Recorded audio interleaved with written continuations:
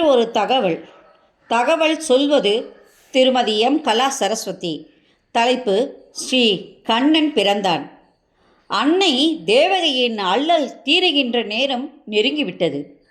அனந்தன் அவதாரம் செய்கின்ற முகூர்த்த நேரம் நெருங்கியது. அசுரன் கம்சனின் அந்திம நேரம் நெருங்கியது. ஆயர்பாடி ஆனந்தம் அடைகின்ற நேரம் நெருங்கியது. அகிலம் அனைத்தும் ஆனந்த கூத்தாடியது. ரோகிணி ஆவலோடு காத்திருந்தாள். பகவானுக்கு ஜென்ம நட்சத்திரமாகிட ஆவணி திங்கள் அஷ்டமி ரோகிணி கூடியதுதான் ஜெயந்தி, கிருஷ்ண ஜெயந்தி. மற்றவை அல்ல. மற்றவையெல்லாம் வெறும் பிறந்த நாட்களே. மங்களங்களும் மகிழ்ச்சியும் தவிர மக்கள் கண்டது ஏதுமில்லை. இத்தனை மகிழ்ச்சிக்கு என்ன காரணம்? எவருக்குமே தெரியாது. ஆயினும் ஆனந்தமான ஒரு உணர்வை அனைத்து மக்களும் அன்று அனுபவித்தனர், கம்சன் ஒருவனைத் தவிர. இறைவனின் வருகையை அறிந்த சித்த சாரணர்கள் துதித்தனர். அப்சர ஸ்ரீகள் நர்த்தனம் செய்தனர். கிண்ணா கந்தவர்கள் கானம் இசைத்தனர். தேவதைகளும் முனிவர்களும் பூ மாறி பொழிந்தனர்.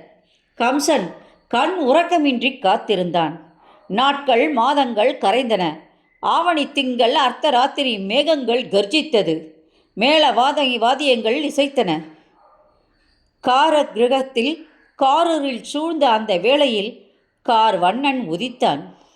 கர்மத்தினால் விளைகின்ற பிறவியற்ற அந்த சர்வேஸ்வரன் ஞானம், சக்தி மற்றும் சமஸ்த கல்யாண குணங்களோடு ஸ்ரீ மகாவிஷ்ணு தேவகியின் வயிற்றில் மழலையாக மலர்ந்தான். பிறந்த குழந்தை அழவில்லை.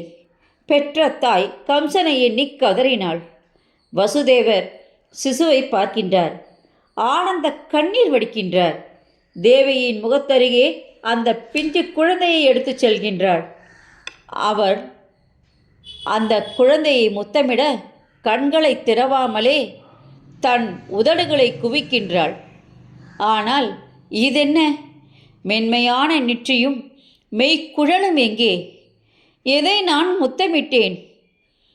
இரு விழிகள் மெதுவாக திறந்திட ஆங்கு தேவகி கண்ட காட்சி. சங்கு சக்கரம், ஸ்பீட குண்டலம், சபீதர வஸ்திரம், சருஷிருஹேஷனம், ஷாகர வஸ்தஸ்தல சோபிகௌஸ்துபம், நமாமி விஷ்ணு சிரசா சதுர்புஜம். பிறவி பயனடைந்தாள் தேவகி. நன்றி, வணக்கம்.